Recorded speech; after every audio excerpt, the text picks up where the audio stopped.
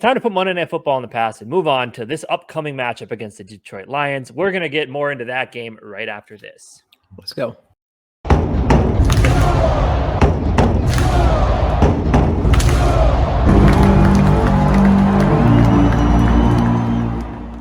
After the debacle that was Monday Night Football against the Philadelphia Eagles, Minnesota Vikings, that's the nice thing about football. After a bad loss, the team always says it to you. You turn right around, you get back to practice, and especially on a short week coming up Monday night, you get to look forward to another football game, another chance to prove yourself.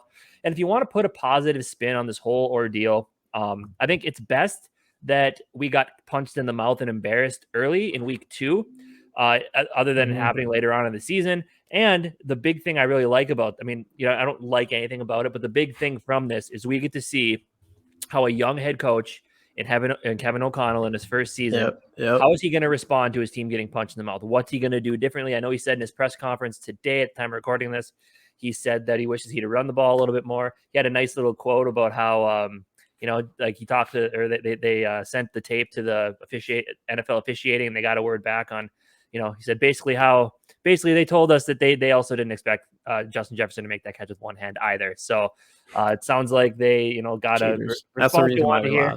Obviously, it would have been nice to have gotten that in the game. But anyway, that's in the past. Moving on to a pesky Detroit Lions team, a Detroit Lions team that, they're 1-1. They haven't, they week 1 against that Philadelphia Eagles team that we lost to. They came back, they made it tight. And then this last week, they won their game, and they've looked, like I said, I've said it in the past, Jamie, I've said this to you a lot. This is not the Detroit Lions of old. A lot of weapons on offense, a young defense with some future stars there. A good head coach in Dan Campbell. Who knows how long he's going to be there, but right now that's what this team needs. It's a good test. They come into our building in US Bank Stadium in a game that, honestly, I hate to say it now, but it's a must win for this Vikings team. It really is. So I'm looking forward to this one. I think there's a lot to be excited about with this game. I think the Vikings will come out. I hope they have to play better than they did last week, but it's a good test early on after a loss like that. What are your thoughts? Yeah, dude, I 100% agree with you on that. It is going to be a huge test for KOC to come back from, the loss that we just had and bounce back and see what he does with this team, especially against a team like the Lions. I know you think, or the Lions are definitely not the same Lions of the old, but they're still the Lions. They're still the Lions. They're a team we should beat. They're a team. There's that divisional thing where, it doesn't matter what coach we have. We usually beat the Lions, and I still feel that way. I still feel like we do have the better team for sure, and it is a good game for KOC to come back and hopefully win this game. And I think a game you say that it's a must-win game. It's only week 3. Obviously, if we did lose it, not all the hopes are out the window, but it's against the Lions, and it's like the perfect team to come back from and change things back or put things back on the right track. And especially against a Lions team that's not bad. That's not a bad Lions team, but that's a team that we should beat. Yeah. And yeah, man. Yeah. I don't know. So should beat them. Yeah, we got a few. So this game really comes down to what we're calling X factors here. So we put together a few X factors for this game. Let's jump into those right now. Before we do that, I want to remind you to hit that subscribe button and hit that bell, get notifications for more of our videos and all that good stuff. All right, let's jump right into this. So anyway, as you said, no matter who the coach is, the Minnesota Vikings usually beat the Detroit Lions. Yeah, last year we did not. And a big reason that we did not, the man who scored the final touchdown against us is our first X factor, and that is Mr. Amon-Ra St. Brown of the Detroit Lions wide receiver, and how he's going to match up against our corners. So now, as you know, Jamie, I'm a huge Amon-Ra St. Brown fan. I've been a huge fan of his since last year. I think he's the second best receiver in the NFC North behind Justin Jefferson, of course. And our cornerback play up to this point has been suspect, right? Cam Dantzler, give the man all the credit in the world. He had an amazing game last week against the Philadelphia Eagles. I thought he played really well. I wish they wouldn't have pulled him when he was playing well. I understand you want to get a Caleb Evans some run, but pull Patrick Peterson, because Patrick Peterson, I get it. He's the veteran presence. He's leadership, all that type of stuff when it comes to Patrick Peterson. But it's just, obviously we know this. He's lost a step, and I think he's slower than he was last season. I think as much as you respect the guy's game, I think he can be a liability on the field at this point in his career. He got burnt. He should have gotten burnt against Christian Watson week 1. He got burnt a couple times this last week. I mean, obviously, our Cam Bynum was a part of that as well, but this is going to be a huge test for this team. And if our pass rush against that really solid Lions offensive line can't get to the quarterback, and Amon-Ra St. Brown, DJ Chark, DeAndre Swift out of the backfield, TJ Hawkinson, even if those guys have some time to get up into our corners' faces and put some moves on them, I'm worried. I'm worried about that. And I think that's why we kind of said it coming into the season, the pass rush was going to be important because the cornerback position, it's young. It's still young. It's still raw, still a little weak. And that's why the pass rush was so important. And when they don't get there, we saw what happened last week. So I think this is a really, really big matchup. I'm a little bit worried about what Amon-Ra St. Brown might do to our corners if we let him do it. So this is definitely to me the biggest matchup I'm watching on during this game. Yeah, I also believe this is the most important matchup, and hopefully we come in with a better scheme or just something different where we're not leaving the 10 yards between our corners and the wide receivers. Like you said, what is it? Amon-Ra St. Brown. Amon-Ra St. Brown. Yeah, he's a stud. He is the second best wide receiver in our division. Probably that's not saying a whole lot. It's kind of Justin Jefferson and everybody else. Yeah. So I mean, kind of have to take that to some with a grain of salt, but he is a stud. I mean, he's got to have like 20 catches already in his first 2 games. And then as far as Patrick Peterson and Cam Dancer goes, yeah, Patrick Peterson so far in the first 2 games has not looked great. At least we've seen at least a few really bad getting blown by. Yeah. So, we talked about this going into the season. I mentioned this in one of our old videos that I think I would not be surprised if you see Cam Dancer take that number 1 cornerback job. And I think we are seeing it, and I think we should. And, we have both these guys on there because we don't know who is going to be the one to guard St. Brown the most in this game. I think it should be Cam Dancer. And, I don't even care if you just use him to shadow him. He showed from last week when we had such a bad game defensively, especially in the pass and the run, but it was not pretty in the pass.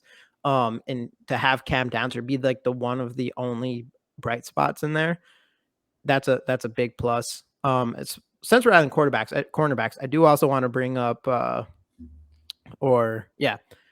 Harrison Smith. Might as well bring this up now. Harrison Smith is injured and he is not going to play. Is he out? Is he out for sure with that concussion?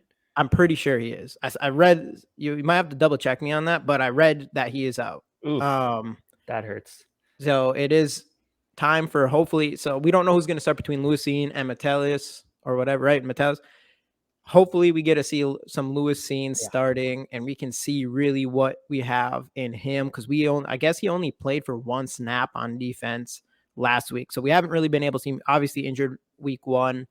It would be nice to see what we got in him. Obviously, though, you're still putting a rookie back there, and that's going to hurt because Harrison Smith is that big of a presence. So that's another issue that we kind of have to worry about this game with St. Brown is we might not have, well, we definitely don't have, the Harrison Smith, our most important guy in the passing game back there. So.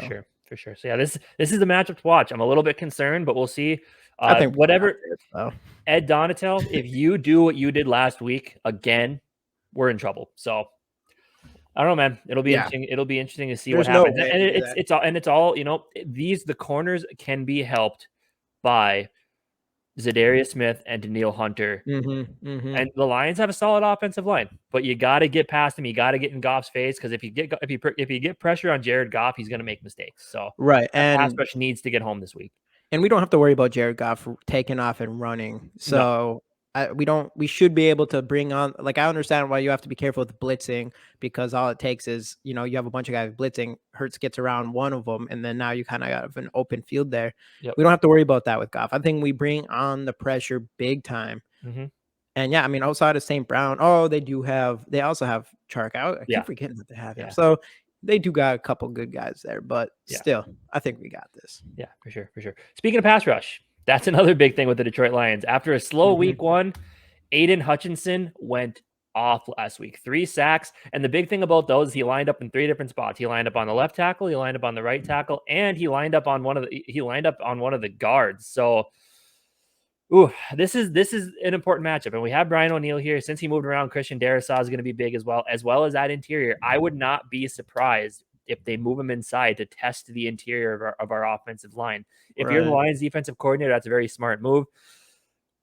Aiden Hutchinson probably should have been the number 1 overall pick in the draft. The Lions got lucky that the Jags passed on him to take Trevon Walker. Who's Jamie also and I looked both, good, but not yeah, for sure. But Hutchinson Jamie and good. I both loved Aiden Hutchinson coming out of the draft.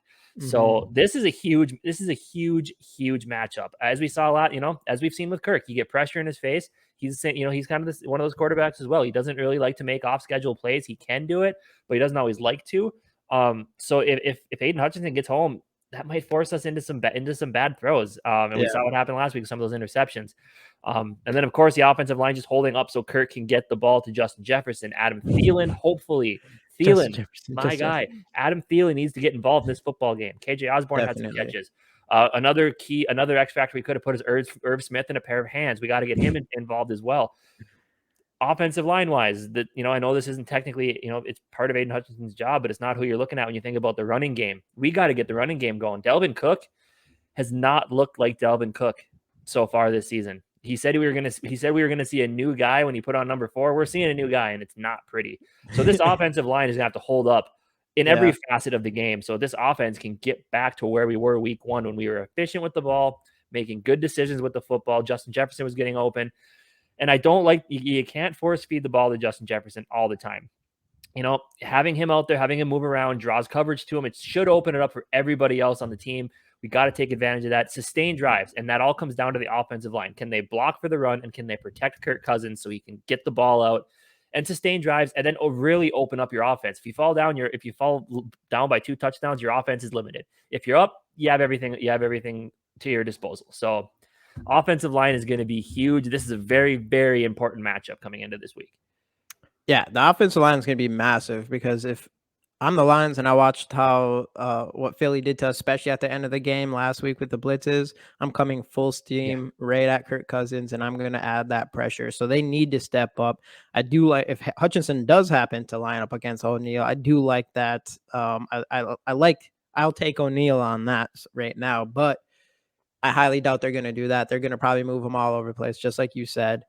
And it really does come down to our offensive line, and we've said this a couple times before. And I do want to see more out of Delvin Cook, and I do want to see him kind of get in more space. The thing from that we've seen so far with him is it doesn't seem like there's a lot of holes opening up, especially in the Right. interior line so far. So, I'll give him that. But still, I mean, if you're a really great running back, which I definitely think Delvin Cook is, and what Delvin Cook usually would do is you kind of create that space for yourself and you just, you get through that. It's not that bad. I don't know. We haven't really just seen any we want to see an explosive play out of him, and we haven't seen it in 3 weeks so far. And we're so used to it because Mike Zimmer's offense is just run, run, run, run, run. And then you mentioned the wide receiver thing. Definitely, we have to learn how to or figure out how to get the ball into Adam Thielen's hands, into KJ Osborne's hands, and early. I said this last week, and we did not do that. Where I thought we should have came in that game, and the first thing we did is started throwing just feeding Adam Thielen and KJ Osborne. So that way we could open up Justin Jefferson, and then which hopefully would open up even the run game a little bit. But just it's so hard because if the defense only has to worry about Justin Jefferson and Delvin Cook for 3/4 of the game, just because 2 games in a row now where it took us into the 4th quarter before we decided to throw to Adam Thielen, I just don't think that's a good plan. So yeah, moving forward here, I hope we do see a little bit more Adam Thielen and KJ Osborne. Once again, I do want Justin Jefferson to break every record in the book, and sometimes it takes that kind of volume. But more importantly, we need to win games and we need to make playoffs. Him breaking records and us not making playoffs is not worth it to me. So Yeah, I mean, it sounds a lot like Kelvin Johnson in his yeah, career over there in Detroit, actually. So, but yeah, but we so should. Yeah, we're we're really winning this yeah. game. We're winning this But game. everything's got to open up. We got to get into. We got to start running the ball. Speaking of running Yeah, backs, this next X factor here for the stopping scares Detroit me. Lions running back DeAndre Swift, another Detroit Lions member of my fantasy team, along with Amon-Ra St. Brown, which is probably why I like them both so much. But yeah, DeAndre Swift. I know a lot of people, they might think, oh, he plays for the Lions, whatever. That's what my dad always says, at least. big DeAndre Swift fan. I think DeAndre Swift is becoming one of the better running backs in the NFL. He can catch the ball out of the backfield. He can pound it up the middle. As he had 140 some yards against Philadelphia in week 1. Right.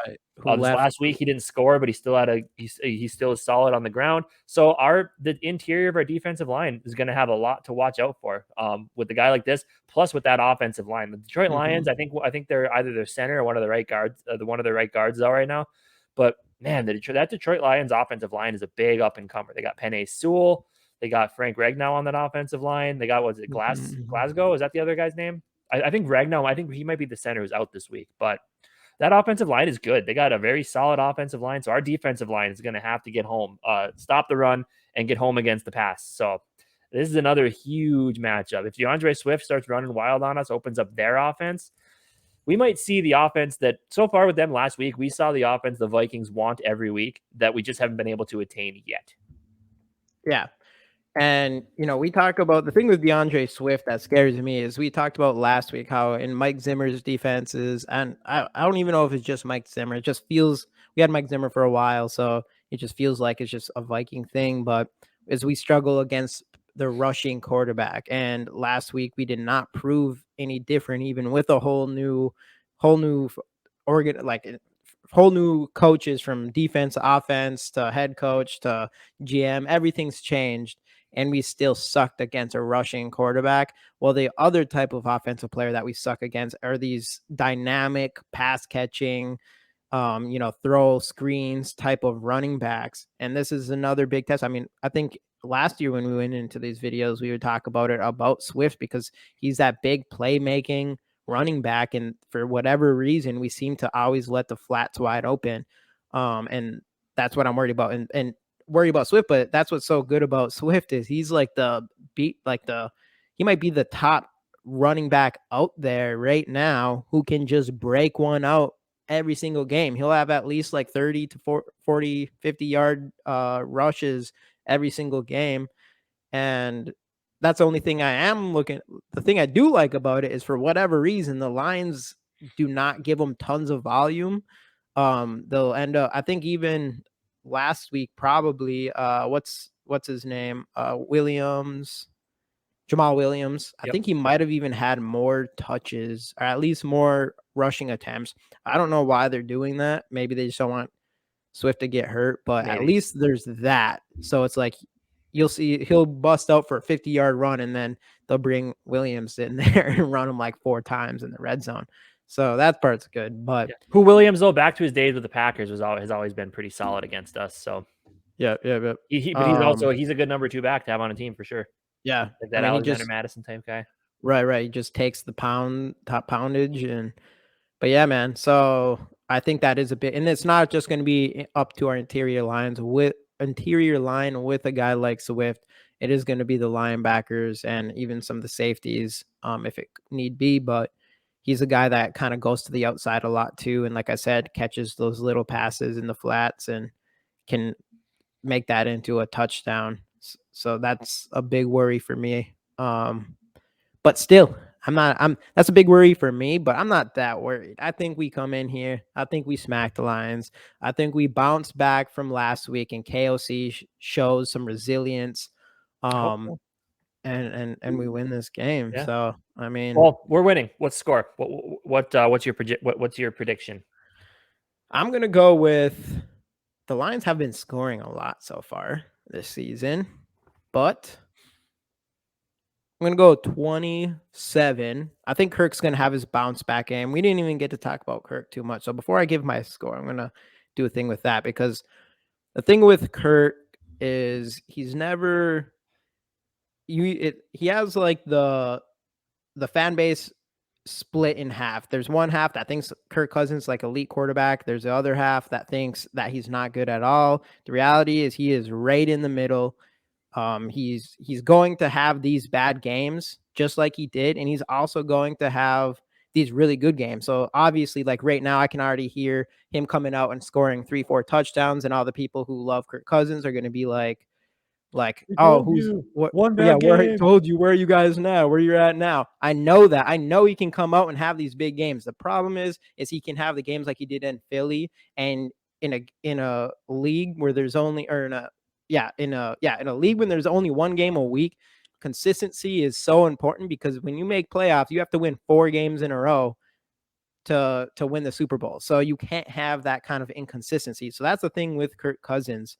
But that being said, I do think he's going to come back and bounce back and have one of those good games. I think we are going to hear the Joe Spinosas and the Sosas saying "I told you so" or whatever next week. But good, I'm hoping that Kirk Cousins does that, and then I'm hoping that he can stay consistent, more and more consistent. We don't have any more primetime games for a while, especially that was our only Monday night game. So we're really good on that. He's kind of grown in other primetime games, I guess. So yeah, that's the whole thing on Kirk Cousins. But back to the score prediction. That being said, I think we're going to score 28 points. And I've been saying 17 a lot for the defense, and I just still feel it. Like I feel like a 17 game that we allow is going to come up soon. And if not, then eventually I'll be right, probably. So you're going 28 17? 17 Okay. Vikings, of course. Okay. 28 popular score. One of my breakout or big time player. Who's going off this week? I would have to say I think I know we need to get the ball more into Adam Thielen's hands, into just more of our playmakers. Ooh, I kind of want to go with Delvin Cook for some reason, but I got to go with Justin Jefferson. I don't think KOC is the only one that's going to have that bounce back game. I think Justin Jefferson is going to have that bounce back game and to prove the world again that he's the best wide receiver in the league. And I think he's going to have I'm going to say 150 plus yards and 2 touchdowns again coming into this season. Okay. The Lions are one of those teams where I feel like our star wide receivers like to just beat up. So yeah. Okay. I started a new job last week. For those of you that don't know that, my boss said, he's like, say it on your podcast that your boss or coworker is saying 28-24 Lions. So he's picking the Lions. I like that score, but I'm gonna flip it. I want to say 28-24 Vikings. I think it's gonna be a fun game to watch, much like I thought last week was gonna be, but this one's actually gonna be good. I'll take him. Give me Delvin Cook. Delvin, show me. I love you, but I've been kind of a doubter about the money and the injuries. Show me you're worth the money. Come out, put that number 4 jersey on, rush for 120 yards, one touchdown on the ground, and one touchdown through the air, off the screen, or one receiving touchdown. Whatever. 2 TDs, Delvin Cook, 100 whatever yards I said. Delvin Cook's the guy. Let us know what you think about this game down in the comments. Give us your score predictions. We'll see you guys breaking down this game right here on the GG Sports Podcast. Let's go Vikes.